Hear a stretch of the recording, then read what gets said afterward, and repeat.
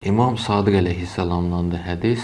İmam Sadiq əleyhissalam buyurur ki, Bəni İsraildə o nəsildə bir padşah var idi ki, o padşahın da bir qazisi və qazisinin bir çox dürüst olan bir qardaşı var idi. Həm imanında dürüst idi, həm əməllərində, həm işlərində, rəftarında çox düzgün bir insan idi. Bir gün şahın mühüm bir işi çıxır ki, həmin işə bir nəfəri səfərə yollamalıdır işlə bağlı və qazisinə deyir ki, mənim üçün çox dürüst olan, sadiq olan bir şəxs tap ki, həmin o şəxsi mən o səfərə göndərim, həmin o işlə bağlı. Qazi biraz düşünür, deyir ki, mən bizim məmləkətdə bir qardaşımdan başqa dürüst bir insan, ikinci bir adam tanımıram. Ona görə ona təklif eləyim, çağırım, o getsin bu işin dalıca. Gəlir qardaşını təklif eləyir və qardaşı da deyir ki, mən özün bilirsən ki, yeganə bir xanımdır, bir də mənəm, həyat yoldaşımdır, bir də mənəm ki, mən onu tək qoyub gedə bilmərəm. Qazi də deyir ki, yox, bu şahın əmridir, gərək bu işdə sən iştirak eləyəsən, gərək bu şahın əmrini yerinə yetirəsən. Çox uzun isrardan, çox uzun danışıqlardan sonra qardaşı naçar qalıb razılaşır və xanımı ilə sağollaşır. Amma məsələ də belə olur ki, qaziyə tapşırır, öz doğma qardaşına tapşırır ki, mən burada olmayan müddətdə ailəmin, xanımın nəsə bir çətinliyi olsa, sən onunla o çətinliyini aradan qaldırarsan. Bu da söz verir və nəhayət şah həmin o şəxsi, həmin o kişini göndərir səfərə. Bu qazi də həftədə bir dəfə gəlirmiş, soruşurmuş xanımdan ki, nəsə bir ehtiyac olsa, həmin ehtiyacı ödəsin. Bir neçə dəfə gələndən sonra bir gün şeytan həmin bu qazinin, bu kişinin ağlına belə bir şey salır ki, belə deyək də, xanımdan xoşu gəlir və istəyir onu ilə günah eləsin. Və bu günahı da dilinə gətirir, təklif eləyir xanıma. Xanımın da sözü bu olur, çox təqvalı bir xanım olur. Sözü də bu olur ki, əgər yer, göy birləşə, bu mümkün olan bir iş deyil ki, bu günahı mən əlimi, özümü bulaşdıram. Çox təkid edir və xanım da öz əqidəsindən dönmür. Bu günaha özünü bulaşdırmır. Və nəhayət, kişi, qazi sonuncu sözü bu olur. Əgər bu işə sən razılaşmasan, onda mən gedib şaha deyəcəyəm ki, mənim qardaşımın burada olmamasından onun yoldaşı istifadə edib, bədəxlaqlıq eləyir ki, yaxşı işlər görmür, günah işlər görür və o da sənə hədd cəzası təyin edəcək, səni cəzalandıracaq. Xanım da deyir ki, əlindən nə iş gəlirsə o işi elə, amma mən heç vaxt bu günaha razı olmaram. Qazi görür ki, yox, bu xanım fikrindən dönmür, qazinin də şeytan beyninə salıb ki, yox, bu işi görməlidir və gedir şaha şikayət edir. Şah dedi ki, sən qazisən, cəzası nədirsə cəzasını yerinə yetirir, cəzası daşqalaq olunmaqdır. Və nəhayət gətirirlər xanımı, evdən çıxarırlar, cəmiyyətə də, cəmaata da xəbər yayılır ki, qazinin qardaşının yoldaşı bədəxlaqdır, əxlaqsızlıqla məşğuldur və hamı yığılır, gəlir və belə deyək, qurşağa qədər bastırırlar xanımı yerə, bir çala qazıyırlar, bastırırlar ora və hamı başlayır onu daşa basmağa. O qədər daş vururlar, xanım özündən gedir və elə bilirlər ki, öldü, hamı oradan dağılışır, çıxır, gedir. Axşam tərəfi olur, axşam olur və şeh düşür xanımın üzərinə, ayılır, özünə gəlir, özünə gələndən sonra bədəni, bütün başı, gözü dağılmış, qan içində, pis bir vəziyyətdə çıxır o çalanın içərisindən. Sürünə-sürünə gəlir məbədin yanına, məbədin qarşısında özündən gedir qapısında. Səhərə yaxın məbəddə xidmət eləyən rahib qapını açanda, çölə çıxanda görür ki, bir dənə xanımdır, yıxılıb qalıb burada, üstü başı qan içində, pis bir vəziyyətdədir və xanımdan bunun səbəbini soruşanda xanım özünə gəlir və olanların hamısını danışır.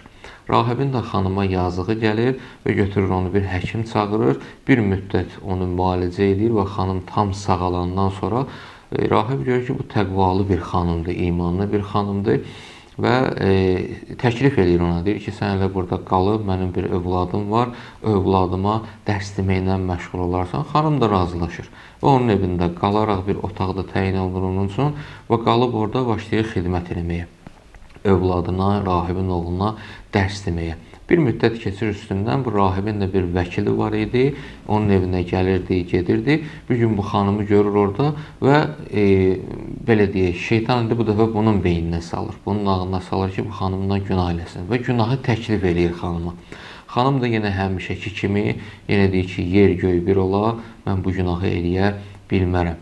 Çox təkid eləyəndən sonra, çox israr eləyəndən sonra bütün hər şeydən ki, əli üzülür vəkilin ki, da bütün bəhanələri, bütün variantları deyir. Görür ki, daha alınmadı. Bir gün xanım otaqda olmayanda gizlində girir otağa, boynunu sındırır rahibin oğlunun və dərhal oradan qaçır rahibin yanına.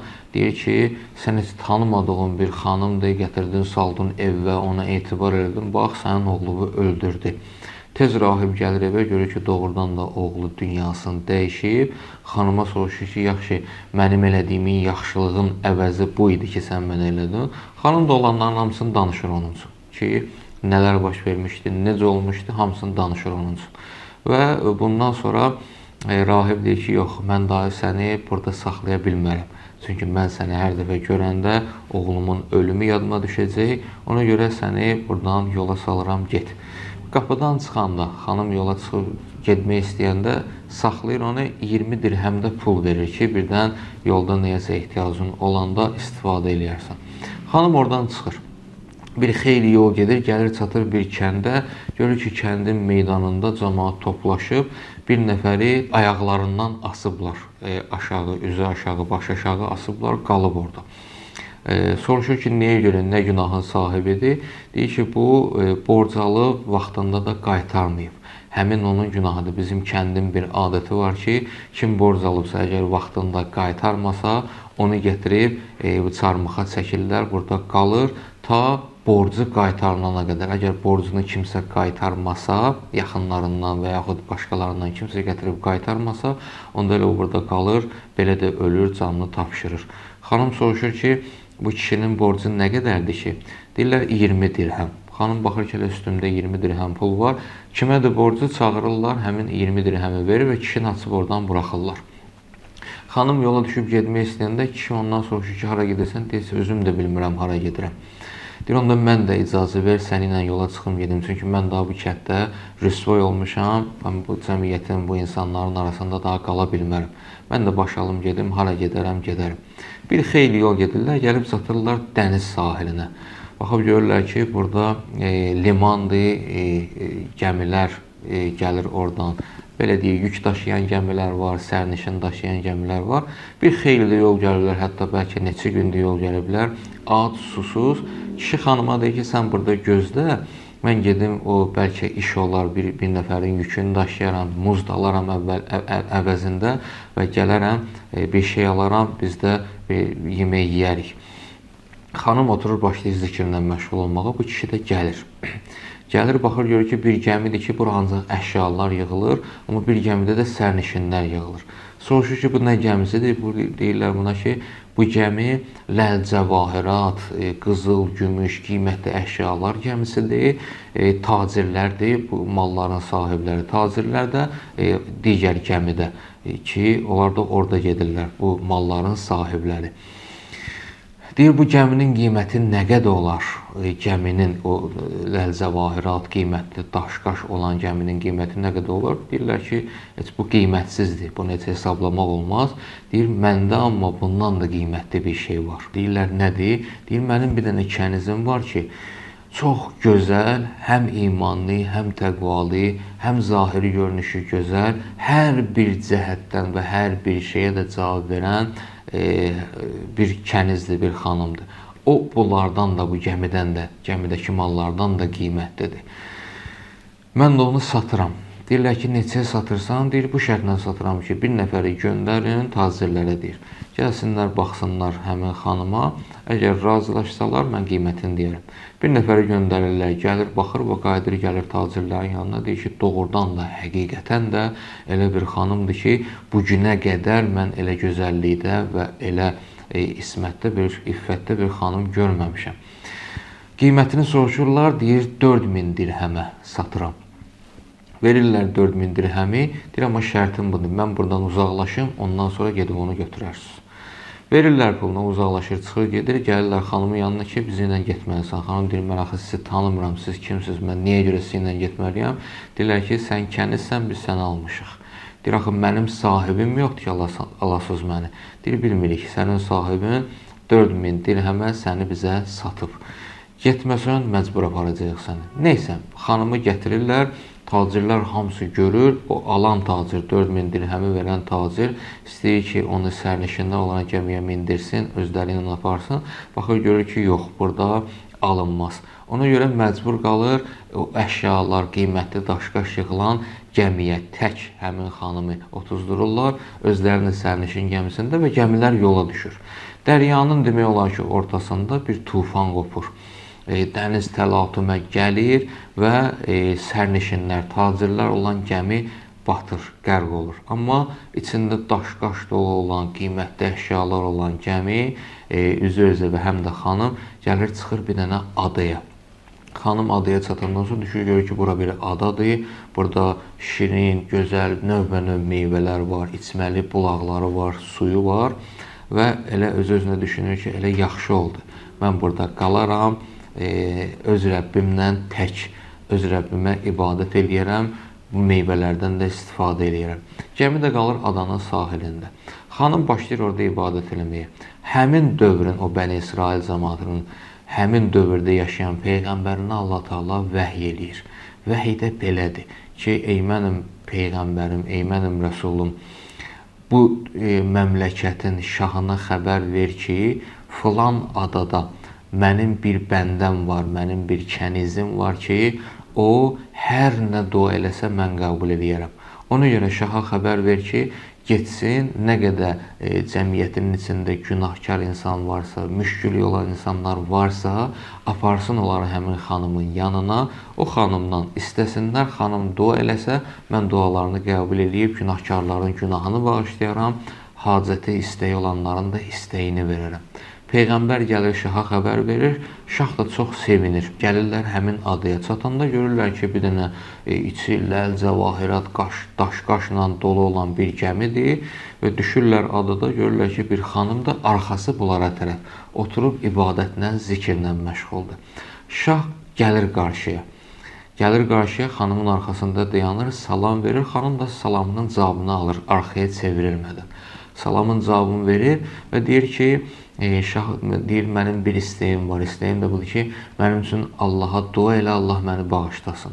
Müşkülüm də, günahım da budur ki, bir gün qazı gəldi mənə dedi ki, mənim qardaşımın yoldaşı bəd əxlaqdır, əxlaqsızlıqla məşğuldur və mən də qaziyə araşdırmadan dedim ki, get onun cəzası nədirsə ver, o da getdi onun cəzasını verdi. Mən məsələni araşdırmadığıma görə o vaxtdan vicdan əzabı çəkirəm, narahatam, belə bilirəm ki, günah eləmişəm. Ona görə Allaha dua elə, Allahdan istə məni bağışlasın. Xanım əli ilə işarə edir ki, keç əyləş, Allah səni bağışlasın. Və ondan sonra bunu görəndə o birisilər də cürətlənirlər, qazi yaxınlaşır. Qazi gəlir, deyir ki, xanım, mənim də bir günahım var. Deyir, nədir günahın? Deyir, günahım budur ki, tanımırlar xanımı. Bilmirlər kimi, çünki arxası onlara tərəfdir. Günahım da budur ki, mənim qardaşım səfərə gedəndən sonra mən qardaşımın həyat yoldaşına böhtan atdım və ona hətta cəzalandırdım da, cəza verdim. Və o gündən mən də vicdan əzabı çəkirəm. Allaha dua elə, mənim günahımı bağışlasın. İşarə edir ilə ki, sən də keç əyləş, Allah səni də bağışladı. Və üçüncü, öz həyat yoldaşı gəlir qarşıya, deyir, mənim üçün də Allaha dua elə, Allah məni də bağışlasın. Mənim də işim budur, mənim də səhvim bu olub ki, mən həyat yoldaşım narazı olduğu halda onu tək qoyub uzaq olan bir səfərə getdim və səfərdən qayıdandan sonra məsələdən xəbərdar oldum ki, həyat yoldaşım günah eləyib, əxlaqsızlıq eləyib və mən özüm hələ də indiyə qədər özümü danlayıram ki, ola bilər ki, mən səbəbkar oldum, onu tək qoyub getdim, o da bu günaha bulaşdı. Ona görə mənim üçün dua elə, Allahdan bağışlanma dilə.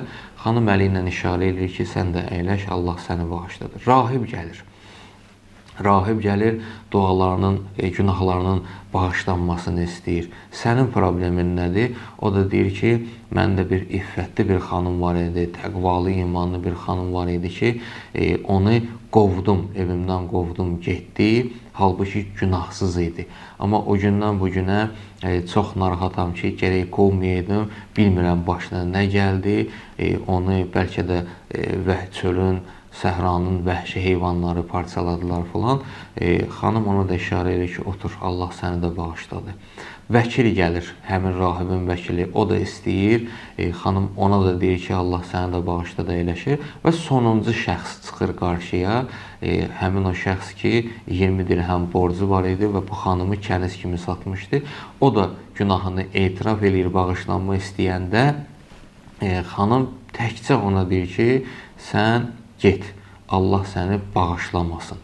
İndi bilmirəm, hədisdə belə qeyd olunub. Niyə görə o birisiləri bağışlanmasını istədi və Allah bağışladı, amma bunun üçün vasitəçilik eləmədi, şəfaət eləmədi həmin şəxsə. O da körpeşman qayıtdı. Ondan sonra xanım üzünü çevirir və bunu görəndə hamı məəttəl qalırlar. Hətta həyat yoldaşı üzün tutur öz həyat yoldaşına, deyir ki, bax, o gəmini görürsən, içində nə qədər var dövlət var. Qızıl, gümüş, ləl, cəvahirat. O gəmi ilə birlikdə onu verirəm sənə və istəyin də budur ki, məni boşa, mənim təlaqımı ver və məndən də heç bir şey istəmə. Hətta sənin üçün istədim, Allah səni də günahlarımı bağışladı. Mən qoy qalım burada və Allahıma ibadət edeyim. Bu gördüyün kişilər də hamısı günahı məni ilə bağlı idi. Mənə görə bunlar günaha bulaşmışdılar. Və bunların da hamısını demək olar ki, Allahdan istədim, şəfaətçilik elədim, Allah onları bağışladı. Və oradan həyat yoldaşı təlaqını da verir və yığılırlar şahla birlikdə. Hamısı həmin o gəmini də daşqaşla, qiymətli var dövlətlə dolu olan, sərvətlə dolu olan gəmini götürürlər, oradan uzaqlaşırlar. Xanım da elə orada Allahına şükür eləməklə, ömrünü ibadətlə keçirdir.